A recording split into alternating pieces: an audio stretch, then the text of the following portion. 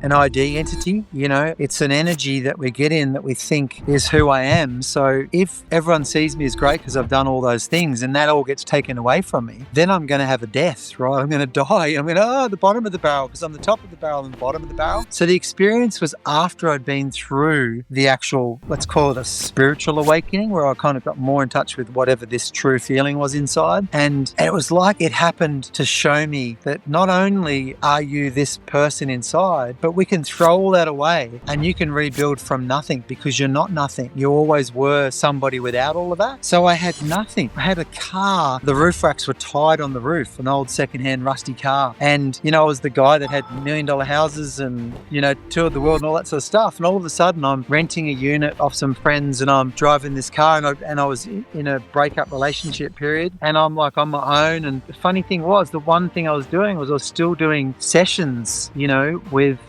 people and helping people, because I was in this place of bliss and love and connection. And there was this famous moment where I had just done a session with, and he won't mind me talking about it because he's spoken about the stuff that we've done, but with Kelly Slater. I've always, for a long time was in his corner through his last 5 world titles after he retired, and I'd just done a session with him and I just walked out the front thinking, oh God, I just feel like I've got the world at my feet. I just love this feeling of helping people and passing on, because I was helping him go through the same thing I'd been through. And I had this amazing feeling of just, not just feeling better in myself, but passing it on to others. And it was like this incredible feeling of purpose. I was out the front and there was like 10 messages blinking on my home phone. It's my friend, are you okay? Answer the phone. And then Joe called me, Trevor, are you okay? What's going on? And then Dwayne again. And there's all these people calling if I'm okay. And I've just been standing at the front thinking, I've never been so happy. I've never felt so peaceful. I've never felt so on track. I had no money, no nothing. I just was, had money, but I was just back to the bare bones. Anyway, I pick up, I ring Joe first and she goes, oh, it's gone. Story's gone around this afternoon that you've just had a mental breakdown and been carted off in an ambulance. A lot of footballers and actors and people that they found out that they're dead. Oh, apparently I'm dead, and I was like, oh, apparently I've had a mental breakdown. And what the irony of it was, I'd never felt so happy, but I'd let go. I had